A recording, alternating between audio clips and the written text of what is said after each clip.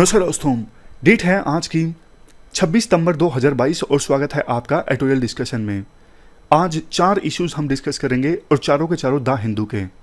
सबसे पहले आर्टिकल हम डिस्कस करेंगे इंडिया की सॉफ्ट पावर से संबंधित, कैसे इंडिया स्पोर्ट्स में बढ़िया परफॉर्म करके अपनी स्पोर्ट्स पावर को इंक्रीज कर सकता है। दूसरा आर्टिकल डिस्कस करेंगे न्यूरो डाइवर्स वर्क प्लेस से संबंधित। तीसरा आर्टिकल डिस्कस करेंगे ड्राफ्ट टेलीकम्युनिकेशन बिल से संबंधित और चौथा आर्टिकल डिस्कस करेंगे इंडियाज रिफॉर्म्ड मल्टीलेटरलिज्म से संबंधित। चलिए डिस्कशन स्टार्ट करते हैं। फर्स्ट आर्टिकल में हम डिस्कस करेंगे किस प्रकार से राइटर ये बोलते हैं कि स्पोर्ट्स में एक्सीलेंस हासिल करके, मतलब स्पोर्ट्स में अपनी परफॉर्मेंस को इंक्रीज करके इंडिया अपनी सॉफ्ट पावर को इंक्रीज कर सकता है। जानेंगे इस आर्टिकल में कैसे। आप जीएस पेपर 2 के इस टॉपिक से आर्टिकल को रिलेट कर सकते हो। देखो, पावर्स ना दो तरह की होती हैं, एक सॉफ्ट पावर, एक हार्ड पावर। पहले हार्ड पावर के बारे में जानते हैं। हार्ड पावर को पावर ऑफ कोर्जन यानी पावर ऑफ फोर्स के नाम से भी जाना जाता है। एग्जाम्पल आपको देता हूं। जैसे देखो, यूएसए किसी देश को धमकी देता है सीधा सीधा, आप हमारी बात मानिए अदरवाइज हम आपके देश के ऊपर अटैक कर देंगे। अब क्योंकि देखो यूएसए एक बहुत बड़ी मिलिट्री पावर है, तो संभावना यह होगी कि जिस देश को यूएसए ने धमकी दी है वो देश यूएसए की बात मान लेगा, यूएसए की मिलिट्री के डर के चलते। तो इस केस में ना यूएसए ने एक प्रकार से दूसरे देश को फोर्स कर दिया है अपनी बात मानने के लिए, डर से वो सामने वाला देश यूएसए की बात को मान रहा है। आप एक और एग्जांपल लीजिए। जैसे देखो, यूएसए मानता है रशिया, ईरान ये हमारे दुश्मन देश हैं, तो यूएसए इस प्रकार से एक्ट लेके आता है, जैसे कार्डसा एक्ट है कि अगर कोई देश रशिया से डिफेंस में डीलिंग करेगा तो हम उसके ऊपर सैंक्शंस लगा देंगे। ये भी सीधा सीधा एक प्रकार से पावर ऑफ कोर्जन है। यूएसए धमकी दे रहा है दूसरे देश को कि आप रशिया के साथ डील मत कीजिए डिफेंस के क्षेत्र में। तो ये चीजें यूएसए करता है, ये है पावर ऑफ कोर्जन यानी पावर ऑफ फोर्स, जिसे हार्ड पावर के नाम से जाना जाता है। अब आप सॉफ्ट पावर देखिए, एग्जाम्पल देखिए सॉफ्ट पावर का। देखो, यूएसए की जो बॉलीवुड की मूवीज है ना, पूरे वर्ल्ड में देखी जाती हैं। इंग्लिश लैंग्वेज का इस्तेमाल पूरे वर्ल्ड में होता है। यूएसए का जो कल्चर है, जैसे जीन्स वगैरह है, मतलब यूएसए प्लस में यूरोपियन कंट्रीज का, तो वो कल्चर पूरे वर्ल्ड में फॉलो किया जाता है। अट्रैक्शन है बॉलीवुड मूवीज के प्रति, कल्चर के प्रति, ये यूएसए और यूएसए के अलाइ कंट्रीज जो हैं उनके पॉलिटिकल आइडियाज के प्रति। आप इंडिया का एग्जाम्पल लीजिए। चलो, अफगानिस्तान में इंडिया की सॉफ्ट पावर काफ़ी ज़्यादा है। इंडिया ने वहाँ पे काफ़ी डेवलपमेंट वर्क करवाया है, $3 बिलियन पैसा खर्च किया है। बॉलीवुड के सॉन्ग्स वहाँ पे बहुत ज़्यादा चलते हैं। इंडिया की क्रिकेट टीम को पसंद किया जाता है, विराट कोहली वगैरह को। इसके अलावा हमारे जो सीरियल्स हैं, क्योंकि सास भी कभी बहू थी, वो बहुत चलते हैं अफगानिस्तान में। तो अफगानिस्तान के लोगों का ना इंडिया के प्रति एक अट्रैक्शन है, झुकाव है। तो इस झुकाव के चलते अगर इंडिया अफगानिस्तान की सरकार से कोई बात बनवा लेता है, अभी तालिबान है, इवन तालिबान भी इंडिया से डील करने के लिए तैयार है, क्योंकि तालिबान को यह समझ में आ गया है कि लोग इंडिया को चाहते हैं। तो ये जो इंडिया की पावर है ना अफगानिस्तान में, इसे आप कह सकते हो सॉफ्ट पावर। समझ गए? ये सॉफ्ट पावर का कंसेप्ट सबसे पहले जोसेफ नाई ने दिया था लेट 1980s में। ये है power of attraction through culture, political ideas and policies rather than coercion. Coercion को छोड़ के, कोर्जन वाली पावर तो मिलिट्री पावर होती है ना, इसके अलावा कल्चर के प्रति लव, पॉलिटिकल आइडियाज के प्रति लव, पॉलिसीज के प्रति लव, ये पावर है सॉफ्ट पावर। तो ये हमने बात कर ली बेसिक्स की। अब देखो, राइटर ये कहते हैं स्पोर्ट्स में एक्सीलेंस हासिल करके इंडिया अपनी सॉफ्ट पावर को इंक्रीज कर सकता है। जैसे देखो, हाल फिलहाल में इंडिया ने काफी सारे गेम्स में ना बहुत अच्छा परफॉर्म किया है। जैसे टोक्यो ओलंपिक्स में कितने मेडल जीते बताइए? 7, हाईएस्ट टैली है। बर्मिंघम में अभी हाल ही में कॉमनवेल्थ गेम्स समाप्त हुए, इंडिया की परफॉर्मेंस काफ़ी अच्छी रही। नीरज चोपड़ा को आज हर कोई जानता है। नीरज चोपड़ा ने ओलंपिक में गोल्ड मेडल जीता था जेवलिन थ्रो में। चाइना का एग्जाम्पल दिया जाता है कि इस प्रकार से स्पोर्ट्स जो है वो सॉफ्ट पावर को मजबूत बनाता है। चाइना देखो 1984 से पहले ओलंपिक में ज़्यादा मेडल नहीं जीता करता था, लेकिन एकदम से चाइना ने स्पोर्ट्स पर ध्यान दिया और ओलंपिक में चाइना की परफॉर्मेंस इंक्रीज होना स्टार्ट हो गई। इसके बाद अलग अलग देशों में चाइना को जानने के प्रति क्यूरियोसिटी पैदा हुई, ये कौन सा देश है जो इतने सारे मेडल जीत रहा है। चाइना को लोग पसंद करने लगे ओलंपिक में, क्योंकि चाइना बहुत अच्छा परफॉर्म करने लगा, दूसरे तीसरे पहले नंबर पे आने लगा। फ्रांस का एक सर्वे शो किया जाता है कि फ्रांस में चाइना के प्रति सॉफ्ट पावर काफ़ी अच्छी पैदा हो गई। देखो वो तो अलग चीज़ है कि चाइना एक कम्युनिस्ट कंट्री है, कम्युनिस्ट कंट्री के प्रति खास करके यूरोपियन कंट्रीज जो हैं वो प्रीजुडाइज्ड होते हैं, और उसका रीज़न भी है कि यूएसएसआर के साथ में इतना लंबा कोल्ड वार चला था, यूएसएसआर कम्युनिस्ट कंट्री था, तो इसीलिए चाइना, रशिया, नॉर्थ कोरिया, इनके प्रति वेस्टर्न कंट्रीज़ के लोगों के व्यू है ना खराब हैं। बावजूद इसके चाइना की सॉफ्ट पावर इंक्रीज हुई यूरोपियन कंट्रीज़ में। बट इंडिया को तो देखो कुछ डरने की आवश्यकता नहीं है, इंडिया एक डेमोक्रेटिक कंट्री है, लिबरल कंट्री है, संविधान ने इतने सारे राइट्स जनता को दिए हैं, तो इंडिया ज़्यादा मेडल्स जीतता है ना, तो इंडिया की तो सॉफ्ट पावर काफ़ी ज़्यादा एक्सटेंड हो जाएगी। इसके बाद राइटर बोलते हैं चाइना ने ना अपने स्पोर्ट्स में सुपीरियोरिटी का फ़ायदा उठाया। स्पोर्ट्स में चाइना जब लीडर बन गया ना, चाइना ने बहुत सारे मेडल्स जीतने स्टार्ट किए, तो चाइना ने ना स्पोर्ट्स के थ्रू दूसरे देशों के साथ पीपल टू पीपल रिलेशंस मजबूत करने स्टार्ट कर दिए। जैसे कीनिया है, कीनिया का एग्जांपल दिया जाता है। अब देखो कीनिया के लोग ना, मतलब कीनिया के एथलीट्स भागने में बहुत बढ़िया हैं, रनिंग में, इसलिए बहुत मैराथन वगैरह कीनिया के एथलीट्स जीतते हैं। तो चाइना ने ना अपने एथलीट्स को भेज दिया कीनिया में, कीनिया की सरकार के साथ एमओयू साइन करके कि भैया आप हमारे एथलीट्स को ना रनिंग सिखाइए, कैसे हमारे एथलीट्स तेज भाग सकते हैं। उसी प्रकार से चाइना जिन स्पोर्ट्स में अच्छा था उसके लिए भी दूसरे देशों के साथ में साइन कर लिया एमओयूज कि हम आपको ये गेम सिखा सकते हैं। और चाइना ने ना इसमें किसी प्रकार की पॉलिटिक्स नहीं की, इवन इंडिया से भी मदद मांगी चाइना ने कि आप हमारे प्लेयर्स को क्रिकेट सिखाइए, आपके प्लेयर्स को क्रिकेट बहुत अच्छी आती है। तो इंडिया को भी चाइना से ये चीज़ सीखनी चाहिए। देखो वैसे तो हाल फिलहाल में इंडिया ने बहुत अच्छा परफॉर्म किया है ओलंपिक में और दूसरे गेम्स में, लेकिन अभी भी देखो पॉपुलेशन टू मेडल रेशियो देखें ना, वन ऑफ द पुअरेस्ट है इंडिया में। 130 करोड़ लोगों का देश है, और 1990 में जब सबसे पहले ओलंपिक खेला था तब से लेके अभी तक इंडिया ने सिर्फ 35 मेडल्स जीते हैं। जिसका एक बड़ा रीज़न देखो ये है कि हमारे प्लेयर्स को ना शुरुआती स्टेज से, बचपन से ही एक्सपोजर काफ़ी कम मिल पाता है। सरकार बहुत कम पैसा खर्च करती है, आंकड़ा आगे आएगा तो आपको हैरानी होगी उस आंकड़े को जान के। सरकार ने वैसे 2014 में एक स्कीम चलाई थी, target Olympic podium scheme, top scheme. इसमें ना कुछ एथलीट्स को पहचाना जाता है जिनके मेडल जीतने की संभावना काफ़ी ज़्यादा होती है।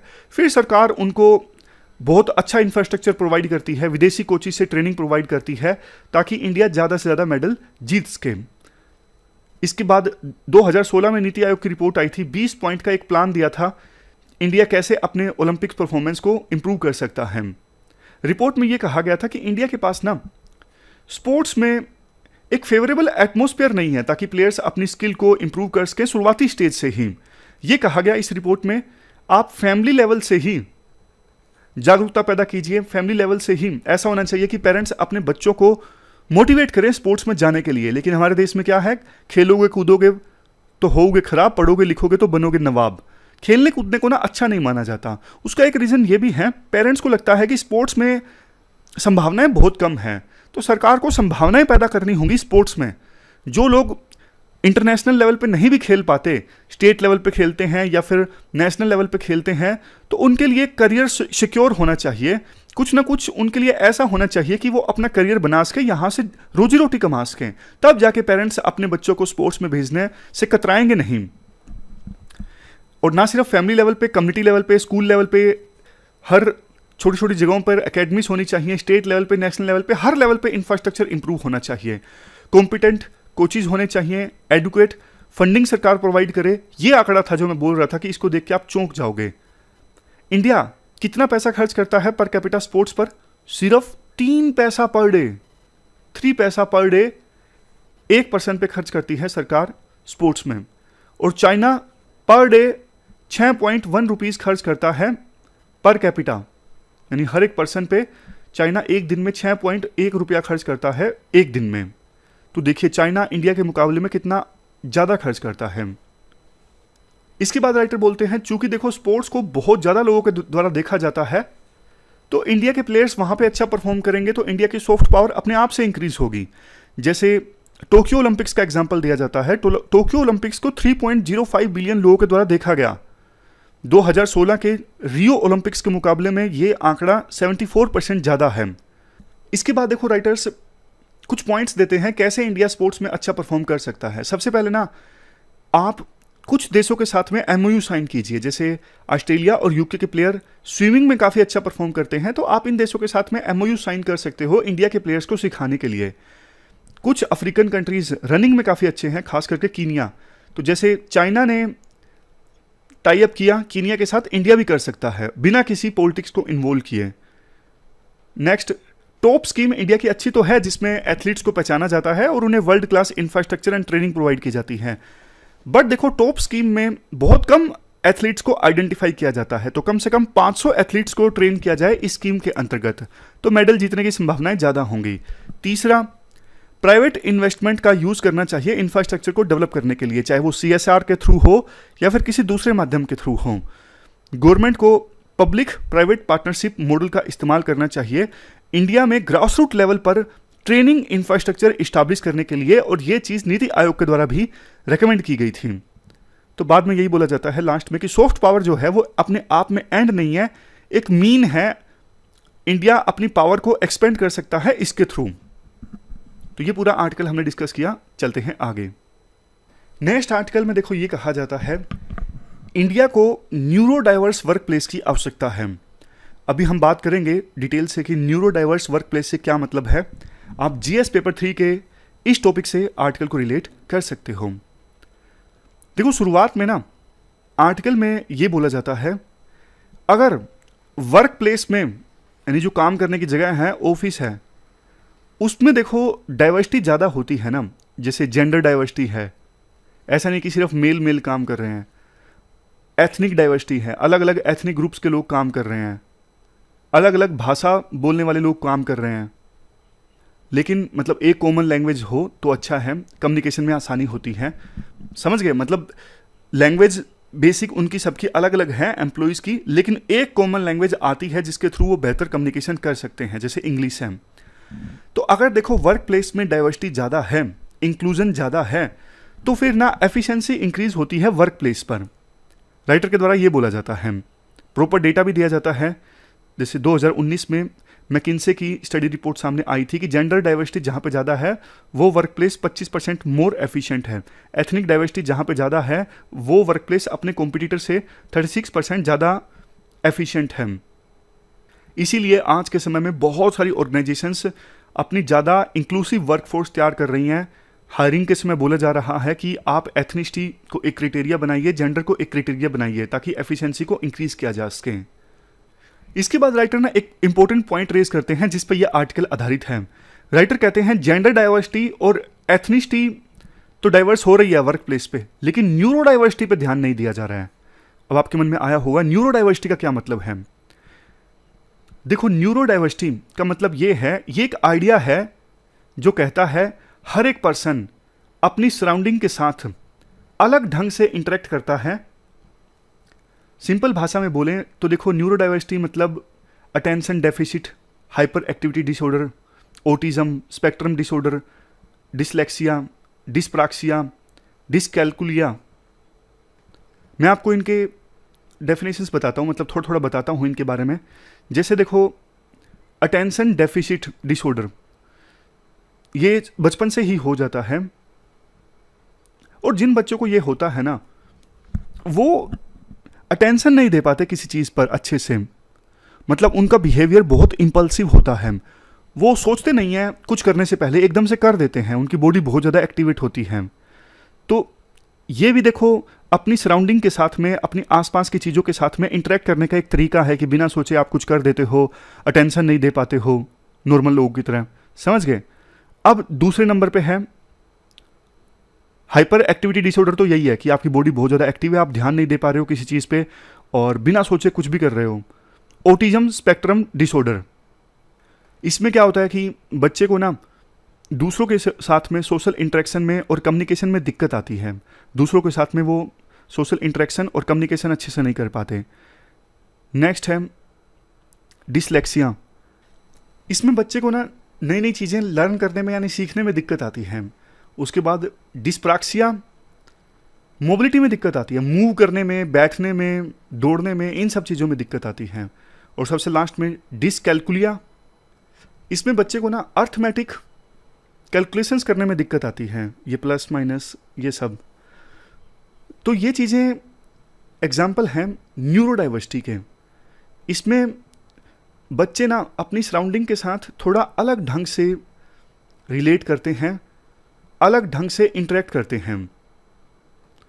कुछ लोग बोलते हैं कि जिन बच्चों को ये सारे डिसऑर्डर होते हैं ना, उनका ब्रेन अच्छे से डेवलप नहीं हो पाता, इस वजह से उनको दिक्कतें आती हैं। बट देखो, राइटर अलग ढंग से न्यूरोडाइवर्सिटी को एक्सप्लेन करते हैं, एक्सप्रेस बहुत करते हैं।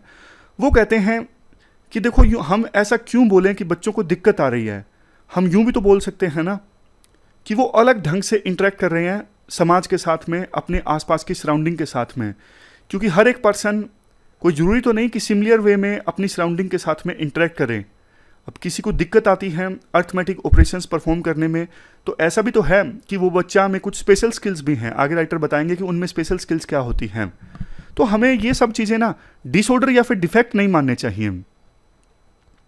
इसलिए ये अनजस्ट है जिन अडल्ट्स में, क्योंकि इनमें से काफ़ी जो चीज़ें हैं ना वो आगे भी कंटिन्यू रहती हैं जब बच्चा अडल्ट बन जाता है। तो राइटर कहते हैं बहुत सारी चीज़ें ना आगे भी कंटिन्यू रहती हैं, तो इसके बेस पे किसी अडल्ट को जॉब डिनाई करना ये सही नहीं है। इसलिए न्यूरोडाइवर्सिटी भी वर्क प्लेस पे होनी चाहिए। जिनको ये सब चीज़ें होती हैं उनको भी हायर करना जरूरी है। रिसेंट रिपोर्ट हाल ही में आई थी कि हमारे देश में 2 मिलियन पीपल यानी 20 लाख लोग जो हैं वो न्यूरोलॉजिकल एंड डेवलपमेंटल डिसऑर्डर से ग्रस्त हैं। देखो, राइटर ने खुद ही बोला कि डिसऑर्डर नहीं मानना चाहिए, लेकिन खुद ही डिसऑर्डर लिख दिया। उन्हें कोई और वर्ड लिखना चाहिए था यहाँ पे। इसके बाद में राइटर ये कहते हैं वर्ल्ड में 20% लोग जो हैं वो न्यूरोडाइवर्स हैं, और इनमें से ना 85% लोगों को जॉब नहीं मिल पाती, वो अनएम्प्लॉयड रह जाते हैं। यूएसए में वैसे ओवरऑल जो अनएम्प्लॉयमेंट रेट है ना वो 4.2% है, लेकिन जो न्यूरो डाइवर्स पीपल है ना उनमें से 85% लोग अनएम्प्लॉयड रहते हैं, यानी उनको जॉब नहीं दी जाती है। लेकिन अब कॉर्पोरेट ग्रुप्स को समझना चाहिए कि ज़्यादा से ज़्यादा न्यूरो डाइवर्स लोगों को जॉब दी जाए। एक स्टडी सामने आई थी जेपी मॉर्गन चेस की, जिसमें कहा गया था कि न्यूरो डाइवर्स लोग जो है ना वो कम गलतियां करते हैं, 92 लेके 140% ज़्यादा प्रोडक्टिव होते हैं as comparison to neurotypical employees, मतलब समाज के हिसाब से जो नॉर्मल हैं। इसके बाद राइटर कुछ एग्जांपल्स देते हैं कि न्यूरो डाइवर्जेंट जो लोग होते हैं ना वो किसी कॉम्प्लेक्स फेनोमेनन पे काफ़ी अच्छे से फोकस कर पाते हैं, विजुअल पैटर्न पर काफ़ी अच्छे से फोकस कर पाते हैं। जैसे ये विजुअल पैटर्न होते हैं ना इस प्रकार के, इस पर काफ़ी अच्छे से परफॉर्म कर पाते हैं, और इस मामले में उनकी एफिशिएंसी 40% ज़्यादा होती है। ये देखिए, वो लोग जो डिसलेक्सिया का शिकार होते हैं, मतलब जिनको सीखने में दिक्कत आती है, वो बहुत सारे ऑब्जेक्ट्स को तीनों डायमेंशंस में आसानी से सोच पाते हैं किसी ऑब्जेक्ट को। तो उनके पास इंफॉर्मेशन कम हो तो भी वो उनकी प्रॉब्लम सॉल्विंग कैपेबिलिटी ज़्यादा होती है, वो आउट ऑफ बॉक्स सोच सकते हैं, इनोवेशन ला सकते हैं। इसके बाद राइटर बोलते हैं कई सारी कंपनीज जैसे डिलोइट, माइक्रोसॉफ्ट, इन्होंने ना न्यूरोडाइवर्स लोगों के लिए हायरिंग प्रोग्राम स्टार्ट किए हैं। इंडियन ओरिजिन कंपनीज हैं जैसे Hatti Kaapi, Lemon Tree Hotels, इन्होंने भी न्यूरोडाइवर्स वर्कफोर्स को अपनी वर्कफोर्स में इंक्लूड करना स्टार्ट किया है। इसके बाद राइटर बोलते हैं अगर देखो इंक्लूसिव वर्क प्लेस इस्टेब्लिश करना है ना, तो आप न्यूरोडाइवर्स लोगों के लिए कस्टमाइज इंटरव्यू कंडक्ट करना स्टार्ट कीजिए। डे टू डे में क्या क्या दिक्कतें आती हैं उसमें असिस्टेंस प्रोवाइड कीजिए। स्पेशली एबल्ड इंडिविजुअल्स के लिए प्रॉपर इंफ्रास्ट्रक्चर ऐसा होना चाहिए वर्क प्लेस पर कि जिससे न्यूरोडाइवर्स लोगों के लिए आसानी हो। टिपिकल ऑफिस वाला कल्चर नहीं होना चाहिए। मतलब ऑर्गेनाइजेशंस बैरियर हटाना स्टार्ट करें ताकि ज़्यादा से ज़्यादा न्यूरोडाइवर्स पीपल वर्क प्लेस पर अपनापन महसूस करें, ईजी महसूस करें। इसके लिए उन्हें मेंटरशिप प्रोग्राम दिए जा सकते हैं, अलग से प्रोफेशनल ट्रेनिंग दी जा सकती है। तो ये कुछ अच्छे एग्जाम्पल्स हमने डिस्कस किए वर्क प्लेस को और ज़्यादा डाइवर्स बनाने के लिए और न्यूरो डाइवर्जेंट लोगों को वर्क प्लेस में हायर करने के लिए। इसके बाद नेक्स्ट हमारा जो आर्टिकल है वो टेलीकॉम सेक्टर से संबंधित है। आप जीएस पेपर 2 के इस टॉपिक से आर्टिकल को रिलेट कर सकते हो। हाल ही में देखो डिपार्टमेंट ऑफ टेलीकम्युनिकेशन ने ना एक ड्राफ्ट रिलीज किया जिसका नाम है इंडियन टेलीकम्युनिकेशन बिल। अलग अलग 3 एक्ट्स जो हैं वो टेलीकॉम सेक्टर से संबंधित, उनको मर्ज करने के लिए है ये ड्राफ्ट। वो एक्ट हैं Indian telegraph act 1885, Indian wireless telegraphy act 1933 और सबसे लास्ट में telegraph wires unlawful protection act 1950। क्योंकि देखो अब सिचुएशन चेंज हो चुकी है, आज के सिचुएशन के हिसाब से टेलीकॉम सेक्टर को रेगुलेट करने के लिए बिल होना चाहिए। अगर मुख्य प्रोविजंस की हम बात करें, टेलीकम्युनिकेशन सर्विसेज में देखो OTT यानी over the top communication services, इसमें देखो WhatsApp, Telegram, Netflix, satellite based communication services, internet, ये सब आ जाते हैं टेलीकम्युनिकेशन सर्विसेज में। पहले तो टेलीकम्युनिकेशन सर्विसेज में सिर्फ ये टेलीकॉम ऑपरेटर्स आते थे ना, जिनकी सहायता से हम कॉल कर सकते हैं, जैसे वोडाफोन आइडिया, या फिर मैसेज सेंड कर सकते हैं। बट आजकल देखो कॉल मैसेज तो व्हाट्सएप, गूगल डुओ, इन सब के थ्रू भी कर सकते हैं, टेलीग्राम। तो अब इनको भी सरकार ने टेलीकम्युनिकेशन सर्विसेज में शामिल कर लिया है। अब OTT कम्युनिकेशन सर्विसेज को भी लाइसेंस लेना होगा, समझ गए, बाकी टेलीकॉम प्लेयर्स की तरह। नेक्स्ट है असाइनिंग ऑफ स्पेक्ट्रम। बिल में क्लियर स्टैट्यूटरी फ्रेमवर्क बताए गए हैं और रेगुलेशन बताए गए हैं स्पेक्ट्रम को असाइन करने के लिए। मतलब स्पेक्ट्रम को दिया जाएगा सरकार के द्वारा, मेनली बोली के द्वारा यानी ऑक्शन के द्वारा। लेकिन कुछ पब्लिक फंक्शंस ऐसे हो सकते हैं जैसे डिफेंस, ट्रांसपोर्टेशन, रिसर्च, इसके लिए सरकार कोई जरूरी नहीं बोली लगवाए, इनको इसके लिए सरकार स्पेक्ट्रम एलोकेट कर सकती है through administrative process. Next provision trading of spectrum से संबंधित है। बिल में स्पेक्ट्रम की sharing, trading, leasing, surrender of spectrum assigned, और अगर स्पेक्ट्रम अनयूटिलाइज रह जाता है तो कैसे रिटर्न किया जाएगा, ये सारी बातें बोली गई हैं। अगर देखो गवर्नमेंट को ये लगता है कि स्पेक्ट्रम असाइन किया था किसी कंपनी को लेकिन वो अनयूटिलाइज्ड है, उसको अच्छे से यूटिलाइज नहीं किया जा रहा है किसी रीजन के लिए, तो सरकार टर्मिनेट कर सकती है उस स्पेक्ट्रम के एलोकेशन को। नेक्स्ट पॉइंट, अगर देखो किसी कंपनी ने स्पेक्ट्रम लिया था सरकार से बोली के थ्रू, लेकिन वो कंपनी बैंकरप्ट हो जाती है या फिर इंसॉल्वेंट हो जाती है, तो फिर स्पेक्ट्रम वापस आ जाएगा सेंट्रल गवर्नमेंट के पास में। इसके बाद नेक्स्ट पॉइंट साइबर सिक्योरिटी से संबंधित है।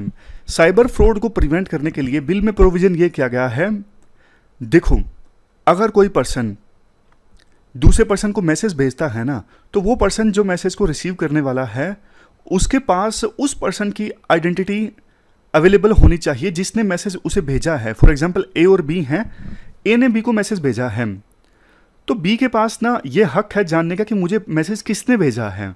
ये प्रोविजन करें telecom operators. Next telecom development fund. पहले देखो एक फंड हुआ करता था यूनिवर्सल सर्विस ऑब्लिगेशन फंड, इसको रिप्लेस करके नया फंड इस्टेब्लिश किया गया है टेलीकॉम डेवलपमेंट फंड। पैसा कहाँ से आएगा? टेलीकॉम ऑपरेटर्स का जो एडजस्टेड ग्रोस रेवेन्यू होता है ना, इसका 5% यूनिवर्सल सर्विस लेवी के तौर पे लिया जाएगा और उसका पैसा आएगा इस फंड में, टेलीकॉम डेवलपमेंट फंड। और इस फंड का इस्तेमाल किया जाएगा अंडर सर्व्ड अर्बन एरियाज में। जैसे देखो अर्बन एरियाज होते हैं ना, बिल्कुल पेरिफेरल, ये शहर है, बिल्कुल कोने कोने पे जो अर्बन एरियाज, वहाँ पे कई बार रेंज नहीं आती, तो उन अर्बन अंडर सर्व्ड एरियाज में कनेक्टिविटी को बूस्ट करने के लिए, R&D के लिए और स्किल डेवलपमेंट के लिए इस्तेमाल किया जाएगा टेलीकॉम डेवलपमेंट फंड का पैसा, जो आएगा किससे? टेलीकॉम ऑपरेटर्स का एडजस्टेड ग्रोस रेवेन्यू का 5% होगा। तो मेनली ये प्रोविजंस हैं। राइटर ये बोलते हैं, देखो ड्राफ्ट टेलीकम्युनिकेशन बिल जो अभी सरकार के द्वारा पब्लिक के सामने रखा गया है सिर्फ ड्राफ्ट है। इसमें ना सरकार डिजिटल एप्लीकेशंस पर और ज़्यादा कंट्रोल इस्टेब्लिश करना चाहती है। जैसे over the top streaming services, WhatsApp, इनको अब आज के समय में ना बहुत लोग यूज़ करते हैं। सरकार इनको भी टेलीकम्युनिकेशन बिल में लाना चाहती है, जबकि ऑलरेडी वो IT एक्ट में आते हैं। ये सारी सर्विसेज IT एक्ट में आती हैं, फिर उनका अलग अलग मिनिस्ट्री में, अलग अलग कानूनों में रेगुलेशन क्यों जरूरी है? अब इसके बाद में सरकार टेलीकॉम सर्विस का जो दायरा है ना वो इंक्रीज करना चाहती है। अब टेलीकॉम सर्विस में ये सारी चीज़ें भी आएंगी, जैसे broadcasting services, electronic mail, voice, video and data communication services, over the top communication services, ये सब आएंगी अब टेलीकॉम सर्विस में। अब मेनली देखो राइटर की शिकायत ये है कि सिटीजन का जो राइट है ना, राइट टू प्राइवेसी, वो अब एक फंडामेंटल राइट है, लेकिन इन कंसर्न्स को नहीं शामिल किया गया टेलीकम्युनिकेशन बिल में। माना कि 1885 का एक्ट पुराना हो गया है, तभी नए बिल की आवश्यकता है। बट देखो इतने सालों में तो सोसाइटी की, डेमोक्रेटिक सोसाइटी की जो अंडरस्टैंडिंग है वो भी तो बढ़ गई है ना। अब एक यूज़र ज़्यादा से ज़्यादा राइट्स की एक्सपेक्टेशन करता है, प्राइवेसी चाहता है, ट्रांसपेरेंसी चाहता है, लेकिन इन कंसर्न्स को नहीं एड्रेस किया गया है बिल में। सरकार ने बिल में ये भी प्रोविज़न किया गया है, सरकार ने किया है कि अगर पब्लिक इमरजेंसी है तो फिर पब्लिक सेफ्टी के लिए किसी भी मैसेज के ट्रांसमिशन को सरकार रोक सकती है। जैसे इंटरनेट वगैरह सरकार बंद कर देती है ना, मैसेज भेजना बंद कर देती है जब दंगे होते हैं, तो उससे रिलेटेड है ये प्रोविज़न, जो कि वैसे तो ज़रूरी भी है। लास्ट में राइटर के द्वारा एक और कंट्रोवर्शियल प्रोविज़न की बात की जाती है। जैसे हमने वो डिस्कस किया था ना, साइबर सिक्योरिटी को, साइबर फ्रॉड को रोकने के लिए दो पर्सन्स, जैसे ए ने बी को मैसेज भेजा है, तो बी को ये जानने का हक है कि मुझे मैसेज किसने भेजा है। तो राइटर इस बात पे ये कहते हैं, देखो यही प्रोविज़न आईटी रूल्स में आए थे पिछले साल कि मैसेज कहाँ से ओरिजिनेट हो रहा है, उस पर्सन की आइडेंटिटी को जानने का हक है सरकार को, ताकि जो गलत मैसेज फैलाते हैं उनको पकड़ा जा सके। तब कंपनीज ने ये बोला था कि इससे तो पूरा इंक्रिप्शन का हमारा कंसेप्ट है वो गड़बड़ा जाएगा और सिक्योरिटी जो है, प्राइवेसी जो है वो कॉम्प्रोमाइज़ हो जाएगी। वही चीज़ सरकार ने टेलीकम्युनिकेशन बिल में मिलाने की कोशिश की है कि जिस पर्सन ने मैसेज भेजा है उसकी आइडेंटिटी अवेलेबल होनी चाहिए उसके पास जिसे मैसेज रिसीव किया है।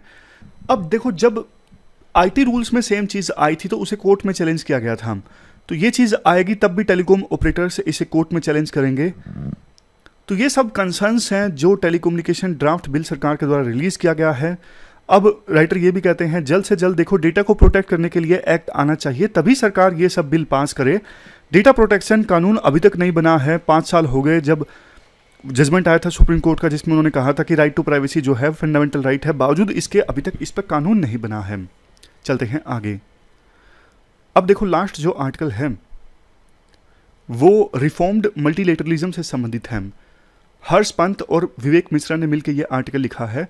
मल्टीलेटरलिज्म का मतलब देखो ये है जब दो या दो से अधिक देश मिल के काम करते हैं किसी कॉमन ऑब्जेक्टिव को अचीव करने के लिए। जैसे यूएन एक एग्जाम्पल है मल्टीलेटरलिज्म का, WTO एग्जाम्पल है, World Health Organization WHO, IMF, World Bank, ये सब एग्जाम्पल्स हैं मल्टीलेटरलिज्म के, क्योंकि इसमें विभिन्न देश एकजुट हुए हैं अपने किसी कॉमन ऑब्जेक्टिव को अचीव करने के लिए। इन सभी ऑर्गेनाइजेशन के ऑब्जेक्टिव्स हैं। अभी कंटेक्स्ट ये है, इंडिया ने पार्टिसिपेट किया, हमारे विदेश मंत्री एस जयशंकर गए थे 77th जनरल असेंबली में पार्टिसिपेट करने के लिए। मतलब यूएन का जनरल असेंबली का 77वां अधिवेशन था ना, इसमें इंडिया ने पार्टिसिपेट किया और इस चीज़ पे सबसे ज़्यादा फोकस किया, रिफॉर्म्ड मल्टीलेटरलिज्म, यानी जो मल्टीलेटरल इंस्टीट्यूशंस है ना जैसे यूएन वगैरह, इनमें रिफॉर्म आने चाहिए। खास करके इंडिया ने फोकस किया यूएन सिक्योरिटी काउंसिल। देखो यूएन सिक्योरिटी काउंसिल ना काफ़ी समय से ठंडे बस्ते में, आपने देखा होगा यूक्रेन वार हुआ, लेकिन यूएन सिक्योरिटी काउंसिल कुछ नहीं कर पाई यूक्रेन वार को रोकने के लिए, क्योंकि रशिया के पास वीटो है, तो रशिया के खिलाफ कोई रेजोल्यूशन भी नहीं पास हो उसका सिक्योरिटी काउंसिल में।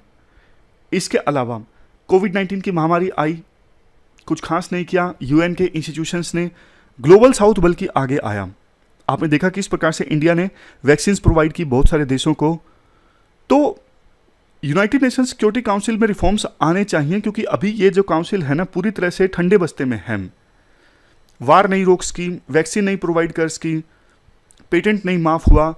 इवन चाइना जैसे देश भी अपनी सिक्योरिटी काउंसिल की वीटो पावर्स का गलत इस्तेमाल करते हैं। जैसे इंडिया और यूएसए मिल के मुंबई अटैक्स के एक आतंकवादी साजिद मीर को ब्लैकलिस्ट करवाना चाहते थे, चाइना ने अपनी वीटो का इस्तेमाल कर लिया। हैरानी देखिए आप, चाइना क्यों बचाना चाहता है? चाइना क्या चाहता है टेररिज्म स्प्रेड होता रहे? जिस प्रकार से चाइना ने वीटो का इस्तेमाल किया है उससे तो देखो कम से कम ऐसा ही लगता है।